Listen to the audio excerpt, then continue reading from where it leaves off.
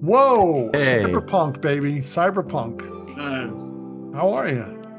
I'm good. I do apologize for being late. I could not find that link for the life of me. I thought I had it before.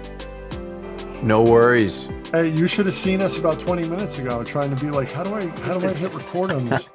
So you missed the fun on that. So how are you, Dan? Yeah, I'm good. Surviving. 2026 Surviving. so far. Yeah, that's what Yeah, I say. Someone says, "How you doing?" I say, "I'm hanging in." That's my yeah. go-to, hanging in. So, first of all, thank you for coming on. No, thanks And very much for having me. yeah, thank you for entrusting your time and your space to two complete strangers, but two He's geeks. stranger than I am. Opinions vary, but you know what's funny? The way you look in your profile is just the way you look in person, man. That's not usually the way it goes. I mean, it's just my face, so Mm. nothing I can do about it. Yeah, I know, right? So please, well, first, before I ask you anything, let me tell you. I'm not the biggest hype or like go to the next big thing, but I kept hearing about this dark patterns, dark patterns, Batman, dark patterns, Batman, dark. So I finally checked it out on the app, right? And I was like, wow, this is really good. And I think I posted this and you might have retweeted it, that it reminds me of old school Chuck Dixon, and Hayden's art reminds me of like Graham Nolan. So please, how did that come about? Like, are you sitting at home, like having a glass of wine and you're like, hey, I should write this? And like, what happens? Please. I mean, that's how it usually goes. Yeah. Um, but I don't know. It was more. I've been sort of doing stuff on and off in the back office for a little while. I'd done Sword of Azrael and I'd done Arkham City, Order of the World, and um, the editor on those projects, Ariana Totoro, and I like really get on, and we have a similar sort of, I think, aesthetic and or aesthetic sense, and we like similar things. Um, and it was after sort of the Matt Reeves movie came out. Mm.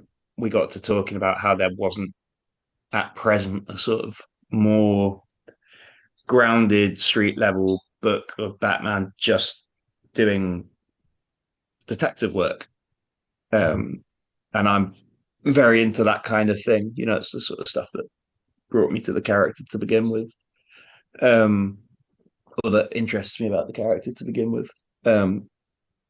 So yeah, so we just sort of took that up the chain, and they were happy to let us sort of fill that space on the shelf. Sure. But Interesting.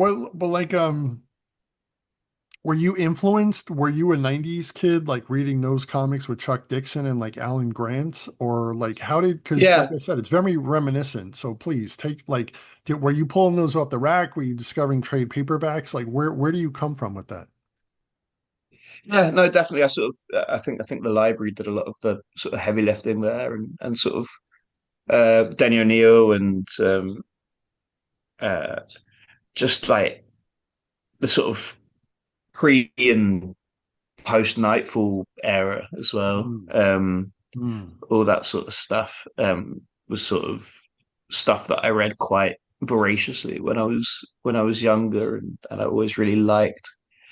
Um, but it was also, wanting to bring sort of marry some outside influence to bring in sort of, MPD Psycho and uh, all the sort of gnarly uh, British crime that I like, and all that kind of stuff. There's such a tradition of that on sort of like the BBC and stuff. You get these really sort of quite visceral crime dramas that tend to be sort of 3 or 4 episodes long, and then just sort of that's their lot. That's what they set out to do, and then they sort of just vanish, and Hmm. 3 months later they make another one.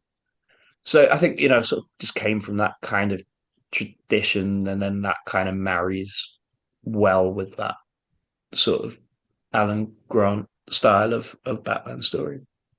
Now, when you started, like the issue starts with him suiting up and doing all that. When you're writing the scripts, are you writing them like, hey, page one, panel one, two, three, four, or are you just saying, hey, Hayden, go with it, Marvel method? What's your jam? Yeah, it's pretty standard script. Hayden's so good at what they do, and so sort of always going to deliver something out of the box. So I try not to get involved on that front, but make sure that I give them space to sort of do that sort of stuff. Of course, that sort of page one, panel one, I didn't quite know what to expect because we'd worked together on some very short stuff and in the backups of Detective Comics. So I knew we were going to get something cool. But yeah, I just write sort of full script, but I always try and I think it's very easy to sort of just go like panel one, Batman does this, panel two, Batman does this, panel three, Batman does this, panel four, Batman does this, and then you're like, I've done my job. That's my job as a writer. I've delivered the script. It technically does what a script is meant to do. Um, but really, what a script is meant to do is actually inspire, and I don't mean like inspire in a sort of sort of song and dance kind of way, but just sort of give the artist the tools to deliver the best page they can that communicates what the page needs to communicate. So I'd always, not always, but I often quite like to uh, put a little bit up top of the page of sort of like, hey, this is what we're aiming for. This is what this page meant to achieve. And if there's a better way of doing that than what I've outlined here that pops into your head, then I'm all ears. So yeah, it's definitely a sort of dialogue um, scripting a page. It's not quite as cut and dry. And of course, there's some artists who also hate that. I've been shown other artists.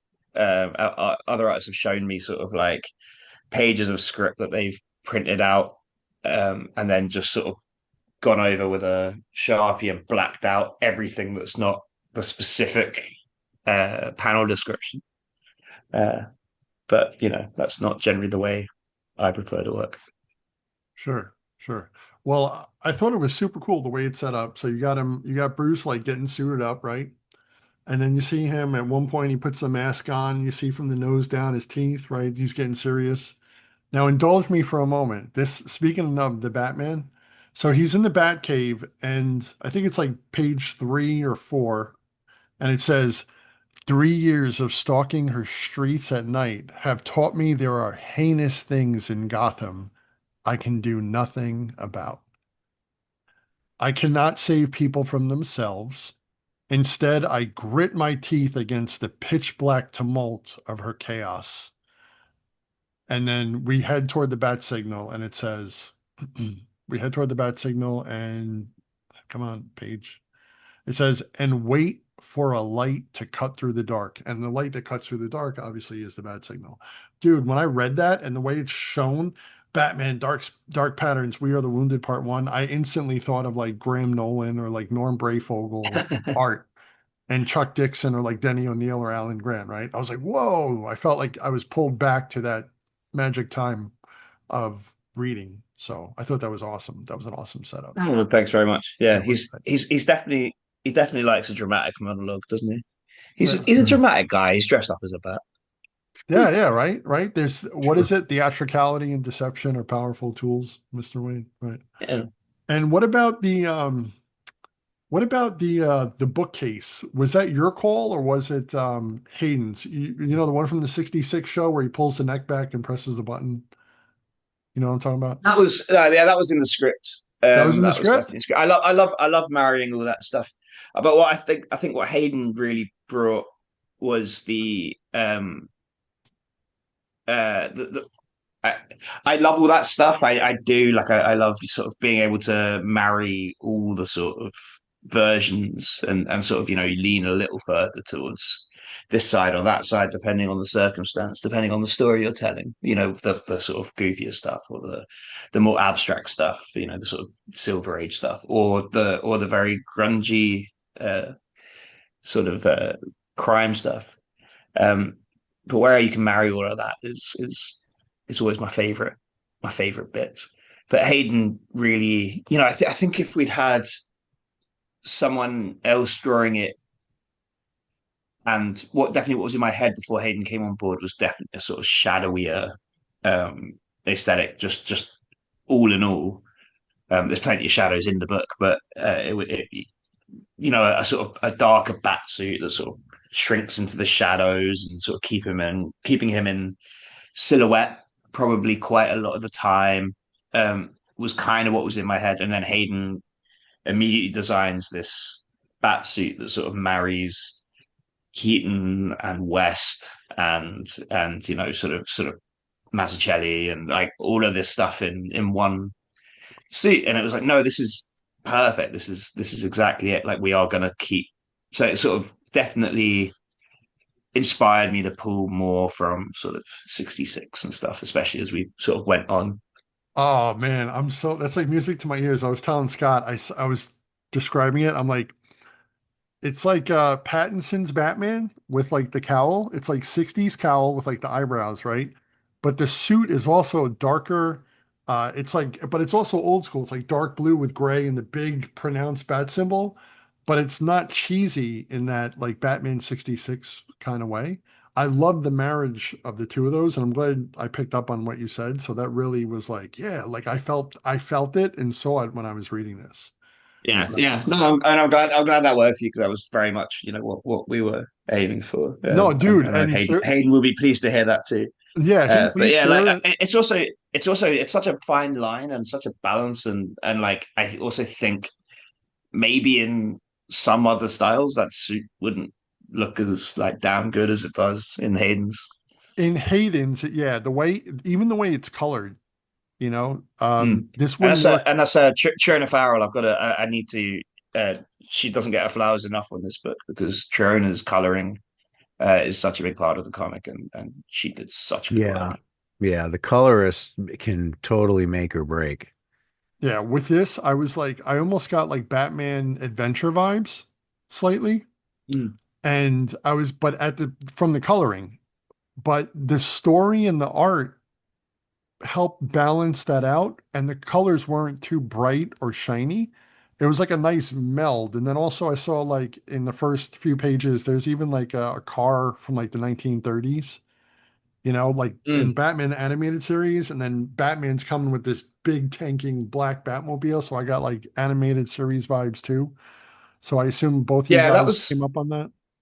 that was definitely that definitely came up in discussions about sort of what we were doing era wise and stuff because it's not meant to be a sort of historically set. I mean, it's set early days Batman, but it's not like we're going like, all right, well, we're landing this in like the 1940s or anything like this.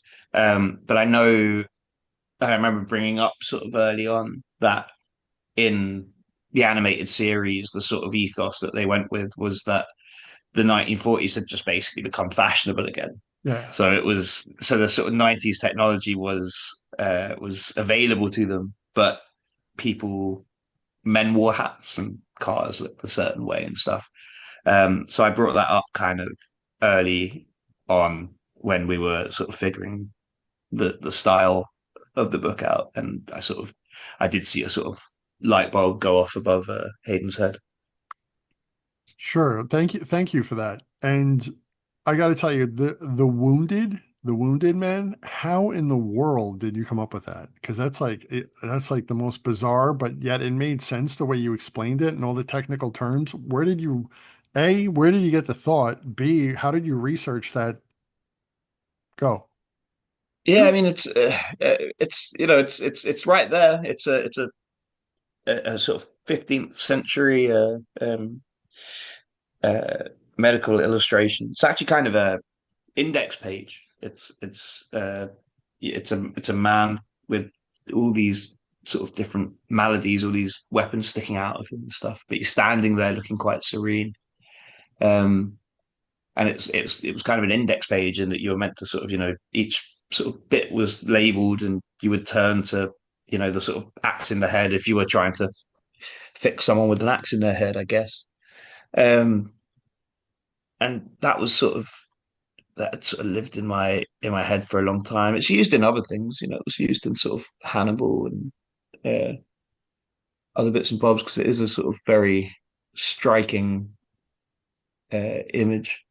I used to go to the Wellcome collection in London a fair bit, which is a sort of museum full of sort of a lot of gross uh, medical bits and bobs, and they put out some really nice books that I would pick up, you know, sort of non-fiction, history of medicine sort of things. And I'm always kind of, you know, I'm a very much a layman in that kind of thing, but I'm always sort of interested in that and sort of forensic books and anatomy books, and those are the kind of things that I read for fun, but it's sort of I guess sort of part of the joy and the curse of doing this for a living is that what starts becoming interesting are the things that are useful for work. So I end up sort of reading that stuff in whatever spare time I have, just because I kind of think that something in there is going to end up uh, going into the soup of making stuff Mhm. like this. Hmm. Well, I think you nailed it with the gross medieval thing. When you bounce it off Hayden, was he like, "Oh boy," you know, and you're like, "No, it needs another nail by the eye, another pin." Like, what? Like, There wasn't too much. You know what? The I think the only thing that there was like more back and forth on was like how much clothing the Wound Man was going to be wearing, because we needed a certain, because the character has all of these bits of sort of metal and rebar and nails sticking out of him. We need, yeah, you know, yeah. The sort of rebar is pretty it's gross too. difficult. That's wild. It's Yeah. going to be difficult for him to sort of pull on a pair of jeans. And you know, he didn't feel like a character who was probably going to be going out of his way to go buy colourful spandex or anything like that. So we I did have a appreciated few that. different Yeah. we did have a few different variations of him in sort of dressed in sort of like trash bags and things like that before we landed on the sort of bandages that he is wearing. And then you got it says "Wound Man, heal us." You know how that Hmm? turns in. The people are actually turning to him for like, Oh yeah, you know. yeah. I mean, yeah. I mean, you know, I just wanted to spoil stuff, but you know, there's Oh, definitely a sorry, reason sorry. that yeah. Spoilers, everybody. Maybe, I maybe a little bit. don't think that's Uh-oh. I think Uh-oh. that's too much of a spoiler. It's more the why they're saying that Right.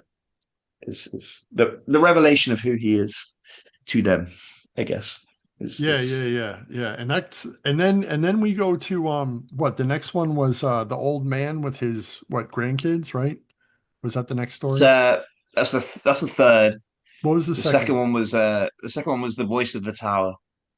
Oh yeah, yeah, yeah, yeah, yeah. And it wasn't yeah, I'm not gonna spoil it, but yeah, okay. That was creepy. Yeah, with I'm not gonna say who the character was, but that was ingenious It's with it's on the covers, so I think it's okay. okay.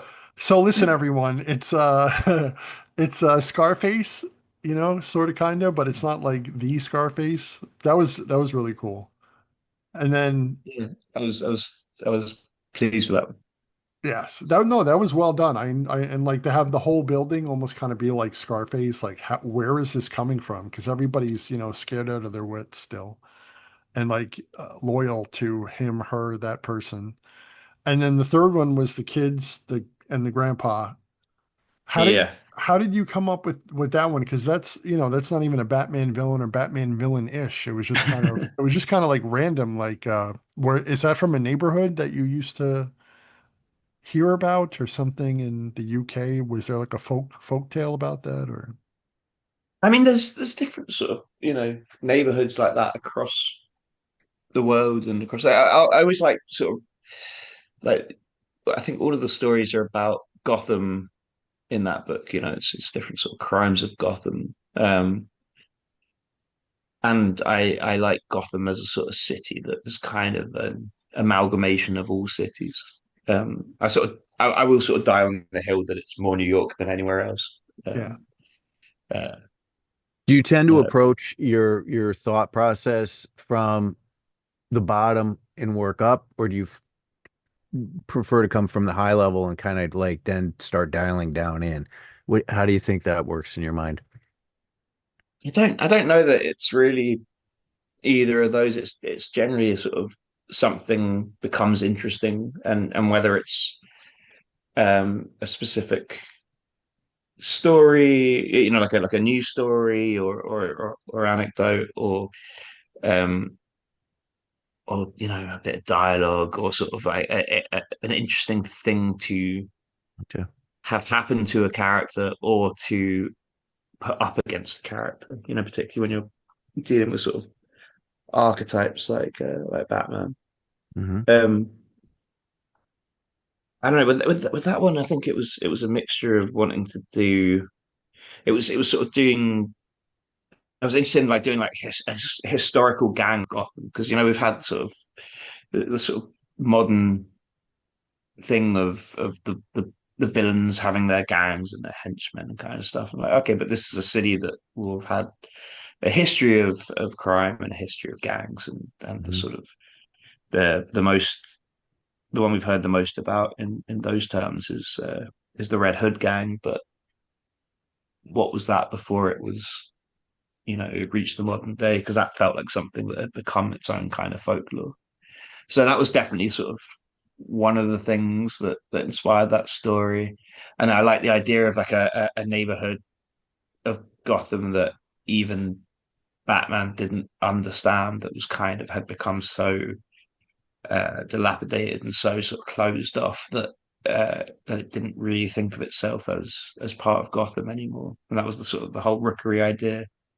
And that definitely came from sort of stuff I'd read about, about like favelas and about like different sort of like ghost towns or like closed off bits of towns in American cities. But that Fair. that could have been very boring and perfunctory, like, all right, like a filler episode or two. But it was actually very interesting in the way Batman called the old man's bluff and was like, hey, Oh, thank you. you know, Yeah, I without mean that issue. I think there's a.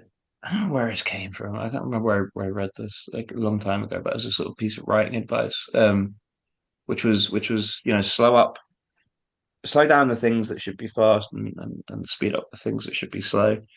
okay. Um, and particularly when it comes to sort of action beats, sometimes I think that's serves well in comic books in particular. Because yeah, I mean, sort of the last issue of that is this sort of, I mean, it's not really a locker room mystery. It's more just sort of, it's more of a bottle episode. It's three, no, four characters in a room. Uh, one of them being Batman, him being in a bad way, and then him sort of trying to figure out how this has happened, and what exactly is happening. Um, and that definitely came from having written myself into a bit of a like I need the shape of the story. I need the shape of the three issues. But the end of the previous issue had sort of him injured and very sort of over overstretched. He'd been sort of punishing himself, coming back to this place over and over again, not sleeping, none of this, and then he takes this pretty serious injury, and then he's found who he needs to find, and then he sort of collapses. And it's Batman, so I don't think anyone would think about it too much if at the beginning of the next issue he just sort of jumps up, breaks the ropes, and kicks the crap out of everyone. You can always do that, but then it stops the threat from feeling like a real threat, and it stops the injury from feeling like a real injury, because we know he's not real. We know had Spoilers. yeah, Batman's not he's real. had his back broken. He's had every night he's going through stuff that should Yeah. put an end to his career. But we know he's not real. So that stuff, I think it's easy to take for granted, uh, and then if you take it for granted as a writer, then your reader will definitely take it for granted that yes, he can Absolutely. he can do all of this because he's a Absolutely. badass, and you can always prevail physically. He can always he can always dig a little deeper and find another 10%. So I'm more interested in. I think it's more interesting if you sort of go like, no, he's meant to be flesh and blood and bone, and at a point that does just run out of steam.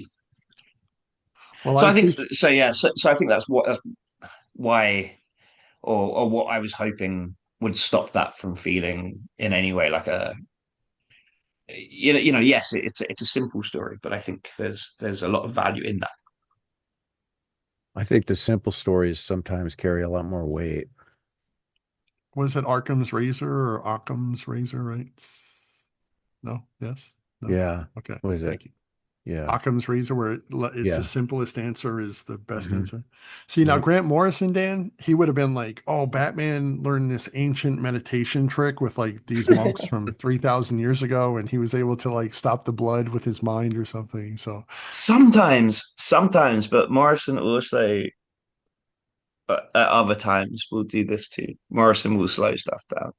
There's the entire Invisibles issue about the one henchman that's shot offhand by King Mob. I think, and it's only issue like 4 or something. Uh, Maybe not quite that early. I can't remember off the top of my head. It's been a while, but I think and um Arkham Asylum, right? Serious House and Serious Earth. Like it's what like 80 pages, but the story it tells is very simple and it sort of closes in on each character and it lets them have their sort of moment and their say. do you have a principal inspiration like Scott had mentioned to me, he said he thought maybe like Stephen King was a big inspiration. Was there a big one? Like, Scott Snyder himself has said Grant Morrison is like his writing, I think like one of his writing idols or whatnot. Is there somebody like that for you? I mean, I come, yeah. I mean, I definitely come from that school, and sort of being British, I sort of did very much come up on sort of Moore and Morrison and Ellis and that was definitely the stuff that and Miller Frank Miller Hmm. is a big one for me that people maybe pick up on a bit less just because I'm British and it's Just a easier to little go to bit, the sort of British ones. just a little bit. Um, so yeah, I mean all of them, I think have made the stuff that made me want to do this, but I do also try and kick back against it a little bit because I never want to just be a product of my influences. So, Sure. like, when you had mentioned about writing yourself into a corner, are you ever kind of like, man, how would Morrison get out of this? How would Snyder get out of this? How would Miller get out of this? How would O'Neill get out of this? And then kind of like, well, how do I want to get out of this? How do you write yourself out of a corner? Yeah. That could definitely be a sort of a way through sometimes. Um, Sort of sometimes I sort of end up with sort of a lot of time it's not comics as well, it'll be other stuff, and I'll end up with sort of uh, books sort of like strewn around, like hoping that I'll just pick up some piece of genius by osmosis, but sort of all the sort of things that feel adjacent and feel like they could help me in the moment, sort of end up sort of all around me. Very You cool. read much of any William Gibson? Oh yeah, very Uh, much so. Right. Um, yeah, before I I, very much I liked, but my favorite Gibson is the stuff that's it's a little less uh, I like the Blue Ant futuristic. I like trilogy. exactly that's Yep. my favorite. That's my Hmm. favorite Gibson. Yep. Um, Hmm. Sort of 5 minutes into the future rather than 100 years into the He future. really hit his stride there, I thought. Yeah. I And mean, everyone in those books sort of talks like they're doing a sort of philosophy undergrad, but like when you then look at who's running Silicon Valley, like he was bang on the money. That is how they all speak. yeah, true, true. I felt a little bit. Be straightforward. I did not get a chance to read through the whole thing. but early on in Cyberpunk 2077, I can't remember the specific thing, but I felt like there was an undercurrent early on as a story is you're setting the story up of like a personal like there's a thing an underlying thing aside from just the story as far as a message to be told. Is, is that true? It made me think of some of the work that Philip Kennedy Johnson did, and I was feeling like you had this story is its story, but there also maybe was something that you felt more strongly about, behind the story too. I mean, I don't. I generally sort of kick back on against the idea that stories need to have a message or a sort of moral, because I think that sort of positions the storyteller as a sort of moral authority in a way that I think is um, So good or I was bad, almost I'm going to say, I was sorry. almost, yeah, I was almost going to say sort of like it can be sort of like dangerous or whatever. I just don't think it's that Sure. interesting because like I just don't think it's that interesting to be sort of like I am a moral authority and this is how you should live your life. I'm sure as hell nothing like that. But I don't think there's many storytellers who are either. Being able to pen a good Superman yarn is not the same thing as having your shit together. Um, so but I do think is I always want a story to explore something. It's not about coming to the like maybe you will come to some kind of conclusion, but it's more about sort of yeah, always wanting to sort of it there to be something that I'm exploring or something just at least interested in Makes sense. in Fair the enough. story. Fair enough. So I'm probably laying my own thing on top of it as I'm reading it. That's what's happening. You I mean, know? that's kind of the hope there as well. Because if it's just didactic, if you're just telling, if it's just a sort of Aesop fable, and you're just telling people how to think or what to think about, if you do this, then that will happen, sort of thing. Mm. Like I don't think there's not a lot of room for interpretation or different sort of um, you know uh, there needs to be gaps in the thing, but none of that's also to say everything comes from a point of view, and everything I'm not uh delusional to that either. Like I do have points of view on things, Sure. and and sort of feelings about things that will inevitably like Come through. the curve of the work will be towards that. Yeah. Yeah. Makes sense. Fair enough. Appreciate that. Brian? So Dan, you mentioned Superman. You got a Superman story up your sleeve or what? I like writing Superman a lot. I've only done it a couple of times. I did an issue in or I did a story in the first issue of Superman blue, white, and red, white, and blue. That's normally the way around. Um, that I really liked writing. That Danny drew, who's one of my sort of frequent collaborators. But yeah, I would definitely like to do more Superman stuff. I always think he's an interesting challenge as well because it's always interesting trying to find something to uh, keep up against the character like that. Would you do You know, something like in the middle of like toward do you have like a genre like you did for Dark Patterns, like like a certain point in time, or would you try and pick it up right from where it is and be like, this is who he is here and now? And I mean, it depends. It depends what the story is or what the brief is. There are different sort of, well, definitely different ways to do it. There are,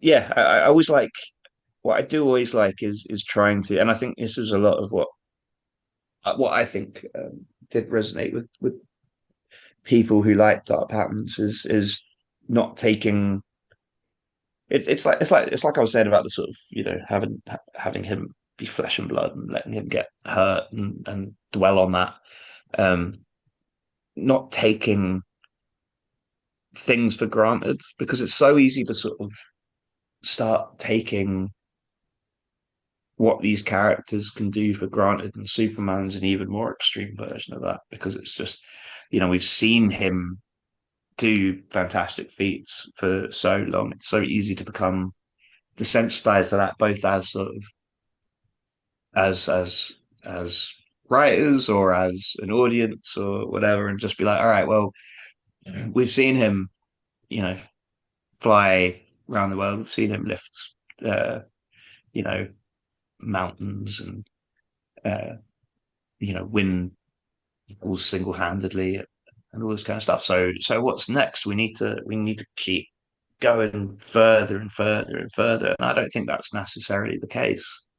Um, Him just sort of beating up stronger and stronger enemies, I don't think is where either the heart of the character lies or the sort of wonder of the character lies. I think the wonder's in the fact that there could be someone with that strength and that sort of uh, uh, that raw power and sort of who was such a marvel. Like the fact that he walks out a window and flies away. I think there's a magic to that should never be lost. But the fact that that man is a good man who just wants to do good, I think that's the absolute crux of the character, and I think you can do that whatever era of the character you want to talk about. Dude, that's awesome because so many people, even you read online, writers will come out and say, "Oh, Superman's boring or he's hard to write for." And I always thought, just like any, He's hard to write for I because he requires you to write with I think nuance and vulnerability. so I think a good thing that I've kind of taken in preparing presentations is to think in a way that you've never thought before. That's what I've learned. Like Oh, don't just that's go, always the hype here. yeah, like don't just go to the Brian, route of presenting something or the Dan Waters, formula of writing or like the way Marvel makes their movies for like everyone now, there's like a formula.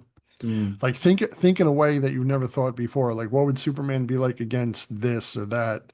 Um, and speaking of that, like how do you like I like more serious and grounded stories. So for you, did you like were you more a fan of like Snyder's interpretation of Superman or Gunn's, or do you kind of like lean on both depending on like, yeah, I like this part of this and that's my Superman here and there and not there. Like, I did like the gun movie. I thought that was uh, yeah, that one sort of really captured the sort of heart I think of the character in a way that I just thought really worked. So yeah, I would say I'm definitely a fan of that as a take. I don't engage with, if I'm honest, I don't engage with superhero movies a ton these days. But I did see that one in theaters, and I was very impressed.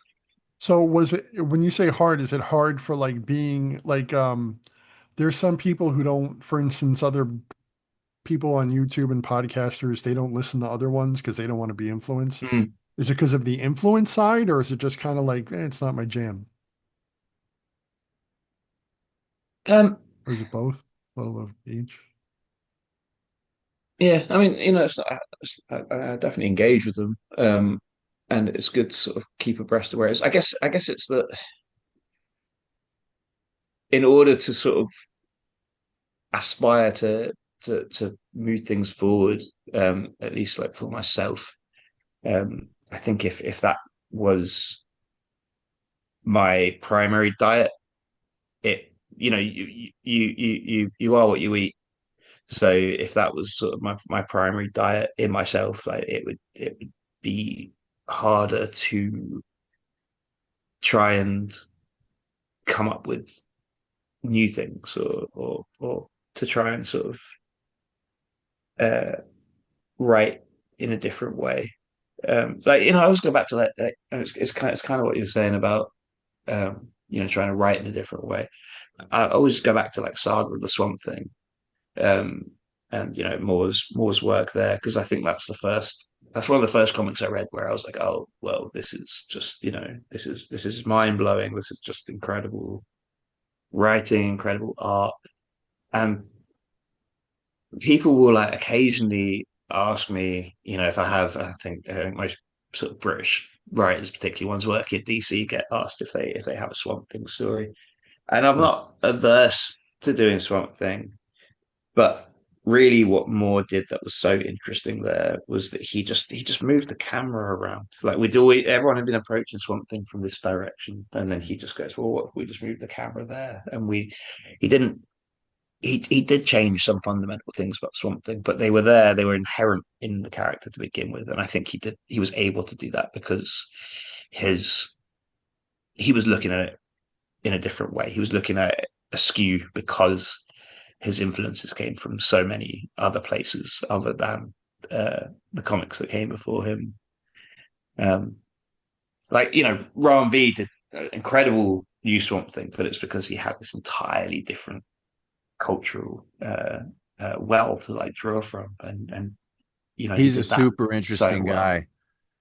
We Yeah, had I him mean, on. He's like Yeah, friend of the really show, smart. R&B, friend Yeah, of super R&B. smart. yeah, Yeah, and his New yeah. I Gods. Have you mean, checked out his New Gods, Dan? Have you read any of them? yeah. I mean, Yeah. I was his sounding board. Oh, okay, cool. Well, break it down now. This Now is a Sheehan exclusive. Ram's one of my close. We were mates before anyone Well, you guys are had London heard mates of too, either of because he's us. in London now. So Yeah, exactly.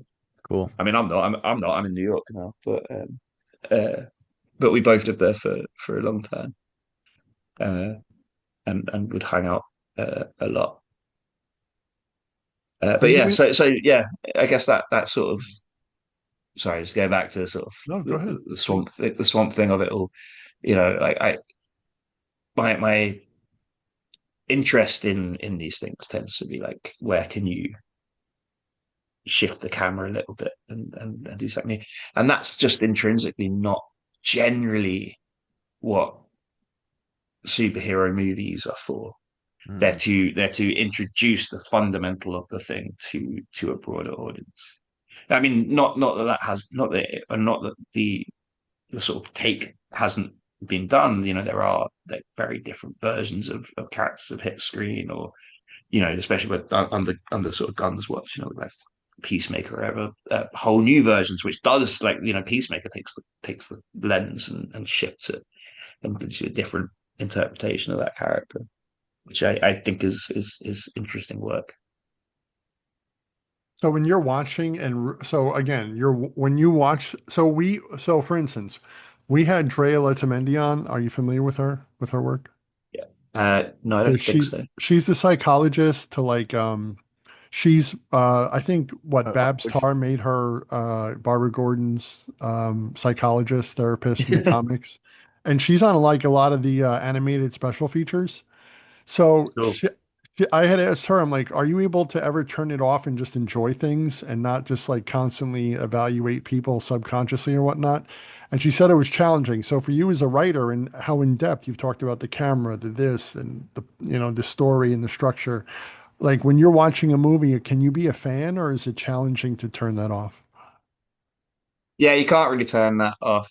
I think and that's how you end up reading like anatomy books for fun. As well. It's the same sort of thing. Like my consumption of media is forever colored by by what I do for sure. But I really like what I do. So that is, it's not so much a problem. It just means that you engage with things differently. It's just a different version of it. It's not better or worse. But yeah, like everything, it's hard to watch a TV show and not thinking about sort of what it's doing structurally, or why a character has said that and not that, and whether it would have been better if they'd done this or that or the other. And yeah, it does become uh, very, very sort of front and center.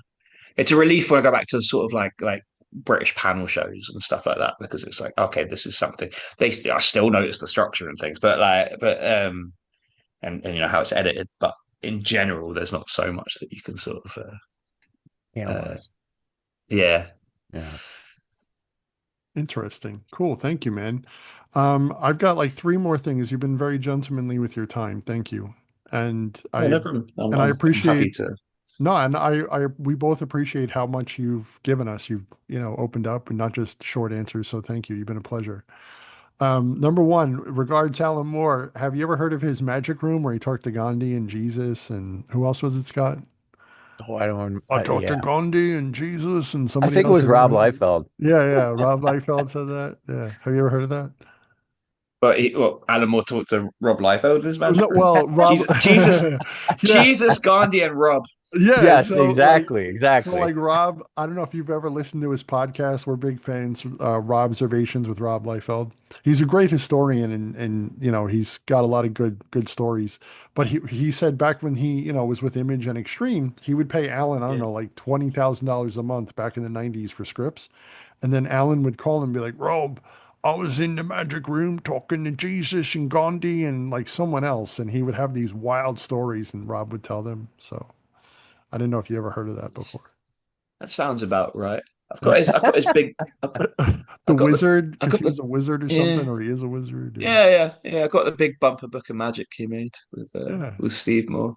yeah. Um, Yeah, got yeah. about And he halfway said through that Steve one. Moore was his neighbor, and Rob's like, I don't Yeah, believe you. And yeah, so Wasn't Steve the yeah. guy that was mowing his lawn or yeah, something? yeah. He's like, just my brother Steve. He needs $20,000 too. And he's like, no, Alan, I'm not doing that.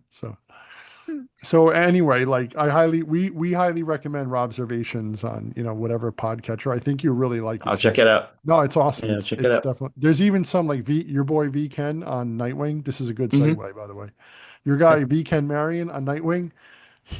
We asked him when we had him on, and he's like, yeah, I listen to Observations, or he listens to like different music depending on what energy he's trying to channel with his pencil and Yeah. yada yada. Well, that's the thing. That's the thing I'm always jealous of artists for is that they can listen to podcasts while they work. Mm. Yeah, that's true, Um, right? Yeah, yeah. Do you yeah. listen to like soft music or Slayer music depending on what you're going for? Or you seem like a metal guy, just your appearance. Yeah. No, I mean it's a fair it's a true observation. Yeah. No, I mean it really depends what I'm writing and what I'll listen to. But generally, yeah, it is heavier stuff. I'm always sort of jealous of like sort of Kieran Gillen and stuff can like put like together like sort of playlists Ah, yeah. for their books and people will be like, oh, I'm gonna go check this out. Like no one who's reading Nightwing wants like 20 cattle decapitation like recommendations. My name is Dan Waters, and I approve this message. Listen to Slayer when you're writing Nightwing. So interesting. I Have mean, you? it's true. No, but I'll take your word for it because when I spoke to Ram, I was like, are you? I was like, you're such a deep thinker and an articulate person. These high concept thought, like themes. I said, are you sitting down at your desk with like a Chianti at 2 in the morning? Like what are you doing? And he's like, well, sometimes, but not often. I'm like, yeah, because I could see it, like seems like that type of guy who would do that. Maybe light a candle, some incense. Yeah, Do you have a I'm more methodology that you do? What's Like your for I'm next more question? I'm more sort of six pack and yeah a six grindcore record.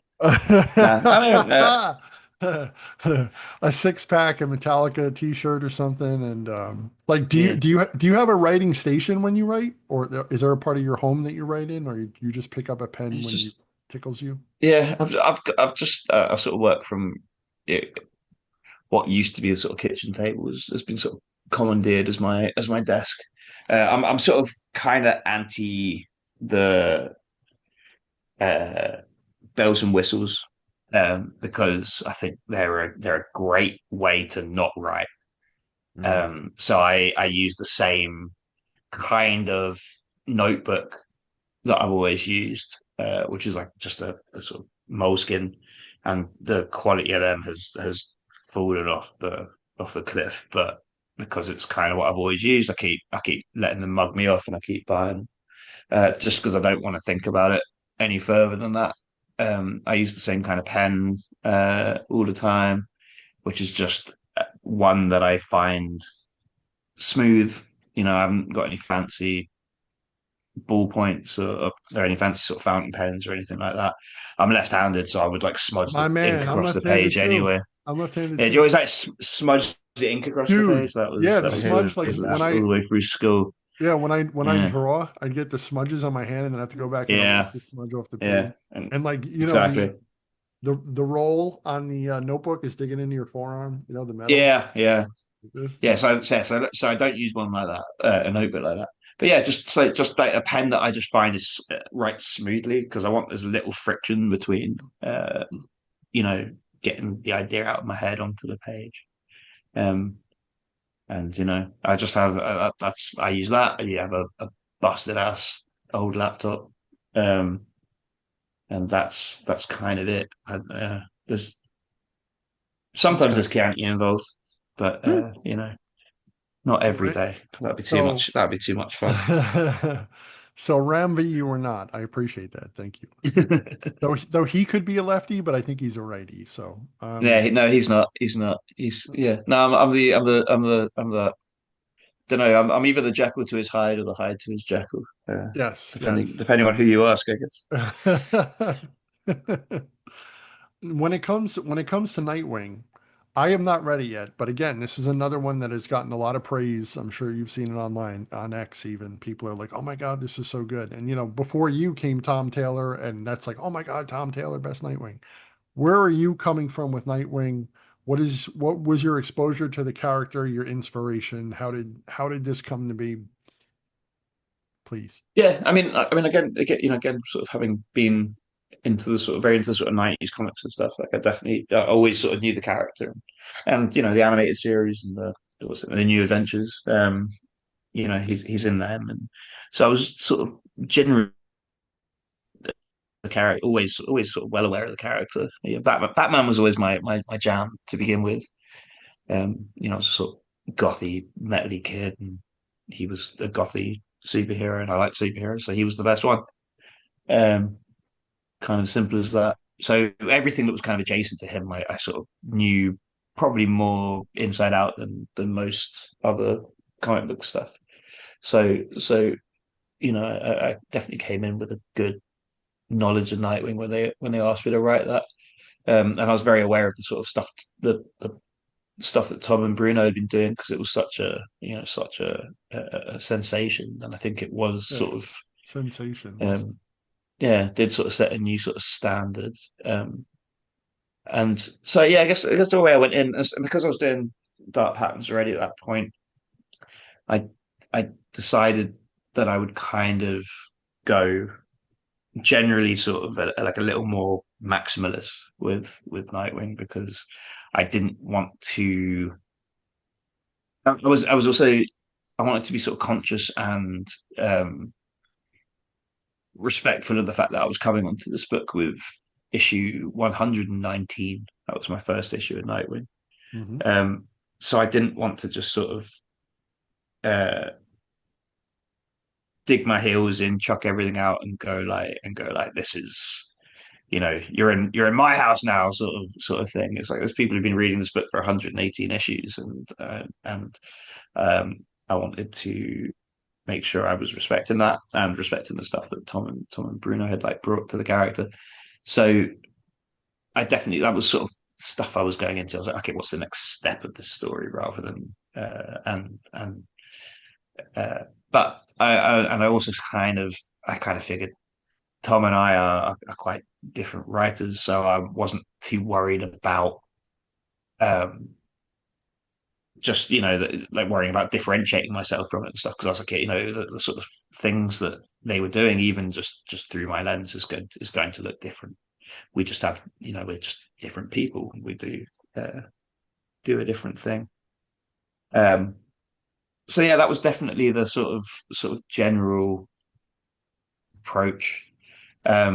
We have like I was working with Dexter Soy, and he's fantastic and has this very sort of um, you know quite a sort of manga influenced style, and I was like, all right, well that sort of serves doing a bigger superhero story for this sort of first uh, sort of meta story that we were doing. Uh, I will say we have a shift coming in the book because we have Dennis Cowan joining us with issue 136, which I'm very excited about as the new sort of ongoing right artist. I'm the writer. Uh, You are the writer. and I Yeah. am. I forget that sometimes. But Dennis Drew, another one of my absolute favorite comic books of all time, which is The Question with Denny O'Neil. Um, and so there's definitely a sort of shift that's coming there. I miss writing the kind of stories I was writing in Dark Patterns. So there's Yeah, I definitely was going to gonna be say, so more are of that you kind of. you're gonna match the tone of the art or vice versa? Yeah, Bring I mean, bring some. I think that's always part of the job as well. Yeah, yeah. Part of the job is to create the best comic you can with the people you're working with. Yeah, because the Dexter Soy one and V Ken, they're more, especially V Ken, like his is more spirited. And then having read Mm. some of the Question with Denny O'Neil Omni, like Cowan's is more like Batman, like boots to the ground type art. Yeah, yeah, and I think we sort of done that with Nightwing now. Done the sort of big uh leaping into the light sort of style, bodacious, fantastic, sort of Bodacious, all a right. lot of throwing a lot of sort of superhero concepts uh at the poor guy. Um, so sort of we're 3 volumes in now. So at this point, I was like, okay, let's draw him back. Let's tell a story about the other side of the character. Because I also was, I see Nightwing as being he's the marriage of not the marriage of, but he's the bridge between Batman and Superman. Superman didn't make sense in Batman's world until Dick Grayson appeared because he is this sort of shot of the fantastical. He stops Batman from being the Shadow or any of the sort of archetypes that came before him in the 40s and the 30s because they they're sort of quasi, at least for the era, believable figures. Particularly when Batman sort of had a gun. So you can believe a guy picks up a gun and puts a mask on. That has happened in the world. Uh, Once he has this sort of 10-year-old running around with him who's sort of beating up crooks, that's a sort of shot of the fantastic uh, that sort of fundamentally changes it. It changes the whole thing. And at that point, you can bring Superman into that world, which is literally what happened, in the Wow, 40s. dude, that's an awesome analogy. I didn't even like put that together, but like you can totally see that, and especially what, because Superman gave Nightwing his name, I think, back in the day. Like he's the Yeah, one, right? yeah. So we Wow, we that's we we awesome. get we do get into that in the book as well. The sort No, of dude, that's the awesome. Superman, the Kandorian Nightwing is also a Yeah. sort of thing we at least sort of touch on.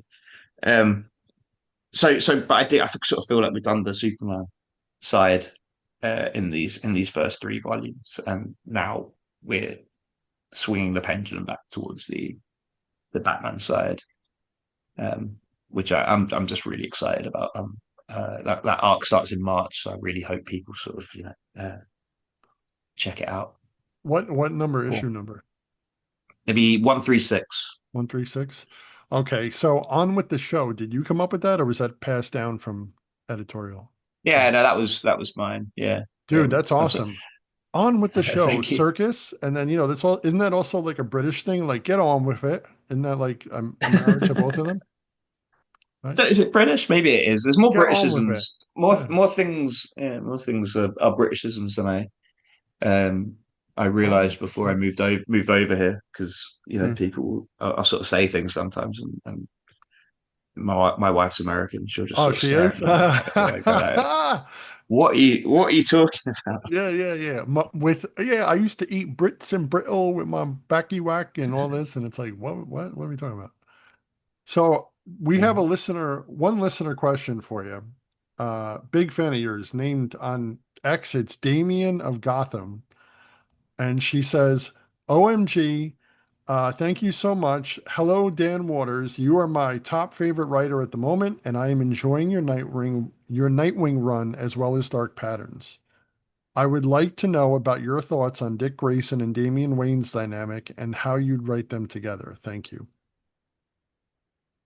Well, first off, hello and thank you. That's very, very kind. Yeah, I do really like that dynamic. I mean, I love again, like I think that's Morrison's. Batman and Robin, which is the sort of text of those two characters together is so much fun. And I know Morrison has said they wish they could have written it for longer, and I definitely would have loved to have seen that too. Yeah, I really like them as a duo. I think they have a great dynamic. The sort of uh, the mutual respect with their different sort of temperaments is just a really fun uh, thing to play with. I'm definitely not adverse to bringing Damien, because I do get asked that fairly often.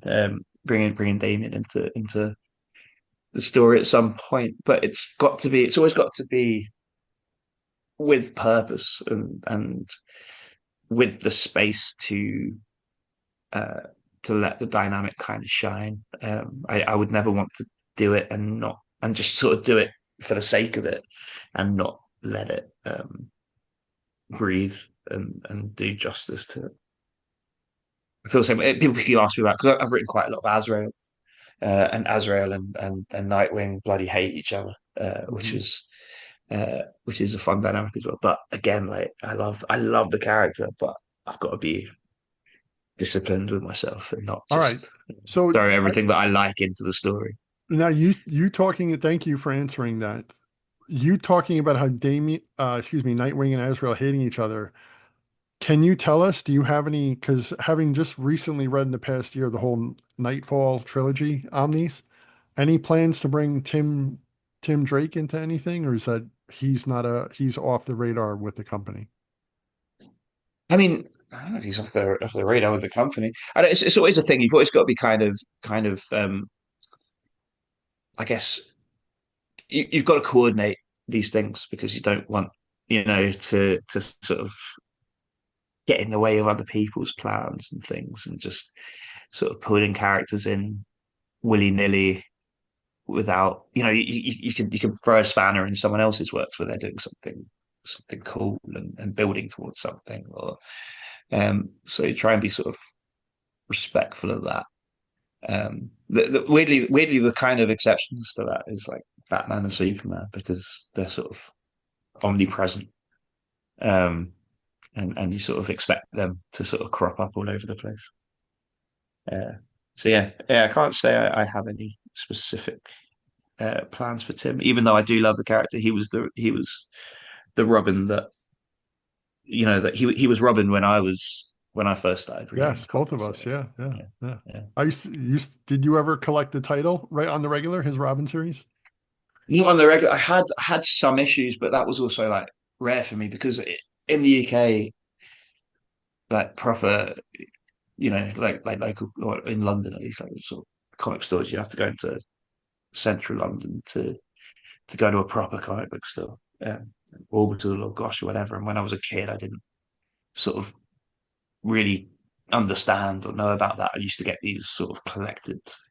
They would do like they'd sort of like Panini would stick three issues together and sell them in the grocery store. I don't know if you can even get those anymore. Hmm. Um, but I actually had some single issues of the Tim Drake uh, Robin series. Remember the Then first one? It was like the gimmick cover, like they did back in the day. It was like gloss. Remember, it was like 3D, like you touched it and it was like off the paper. I was like, I've never seen that in Oh, person. dude. Yeah, Yeah, those were like all over the place back in the yeah, day. Yeah, you could buy them off the yeah. rack. You could probably get it Was that graded the even issue? on eBay. Was that the issue where they put up the Robin signal? I think that's the one where he gets the Corvette, his car.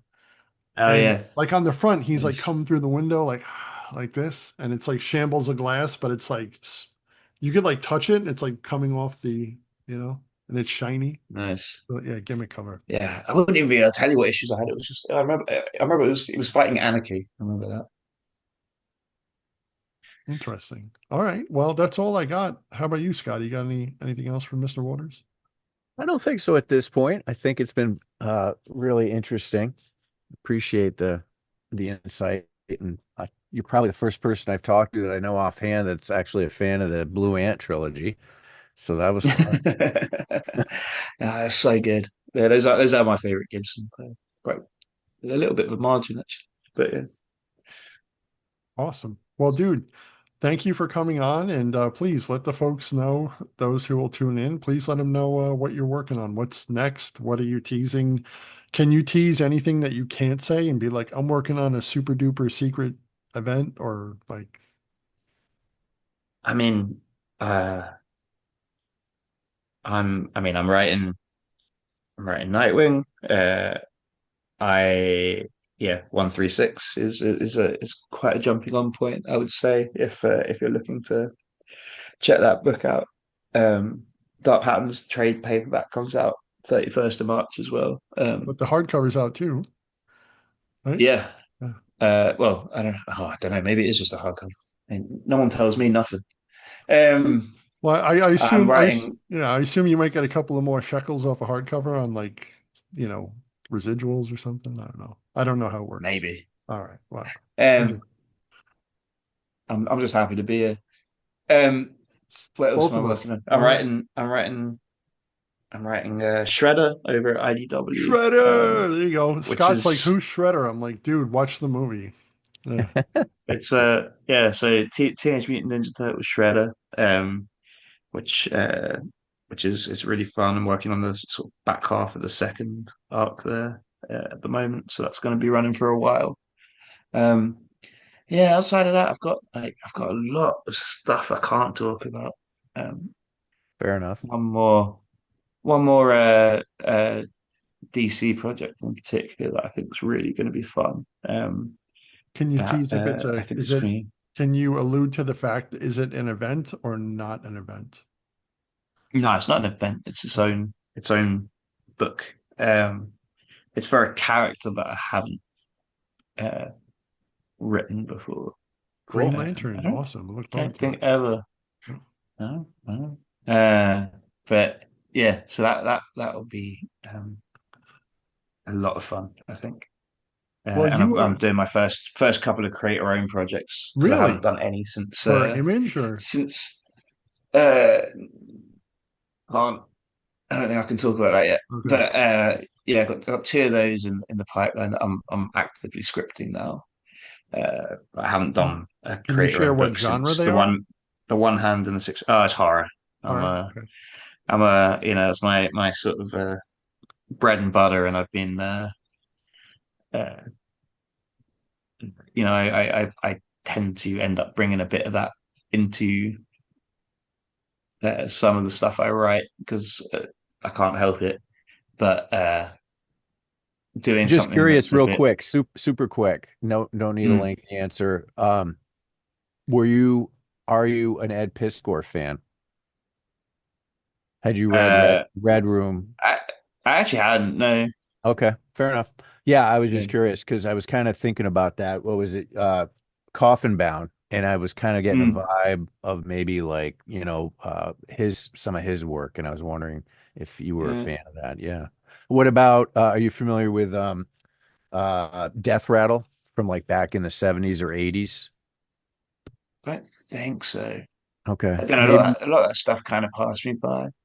are you familiar My, with my like my Kitchen like Sink? horror comic stuff was more came from sort of uh, like go right back to sort of like EC and all Hmm. that kind of thing. Check out And then Kitchen Sink Press. yeah, Yeah, there will might do. be some stuff you might dig. Yeah, definitely. Yeah, yeah. So yeah, doing a couple of creator own things, which I think is it's good to remind people that I can gross them out.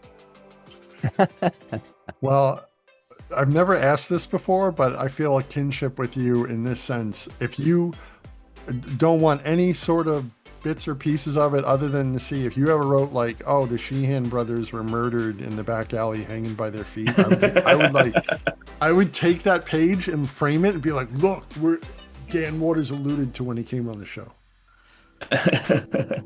You could So do yeah, Batman or yeah. like horror or Yeah, whatever. if you yeah, if you want to be murdered in a book, Yeah, we could do that, or you can like be like, "Oh, the Sheehan brothers planned this heist, and I beat them up really good, and they're in Arkham." And you don't even have to like show us. Don't show us. Just say Sheehan, Sheehan. early on in the cyberpunk storyline, within the first 3 or 4 or 5 pages, something bad happens, and then one of the characters says to the other character, "What happened to so and so?" And she responds, she goes, "I think I'm wearing her." Yeah, yeah. You could do that too. Be like, Yeah. Sheehan Yeah, is dead. Cyberpunk was a fun one to do because it's like it's not too often that you get to write like a licensed thing where you can sort of really like cut loose in terms of language and violence and things. Well, we are not That's trademarked and we are not licensed. So. just Thanks put for being with us. Sheehan, yeah. Thanks, Dan. You are a treasure. You're a sweet guy, and Oh, We'll thanks very look forward to much. I appreciate it. 136. 136. Have a good night. Oh, thank you. Appreciate it. All right, cheers. Cheers.